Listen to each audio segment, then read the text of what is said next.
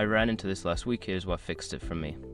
If you are looking to switch your mobile number from Lebara to 3 UK, follow these steps to make the process smooth. Step 1. Check eligibility. Ensure your Lebara number is eligible for porting. You should have no outstanding balance or contract obligations. Step 2. Get your PSC code.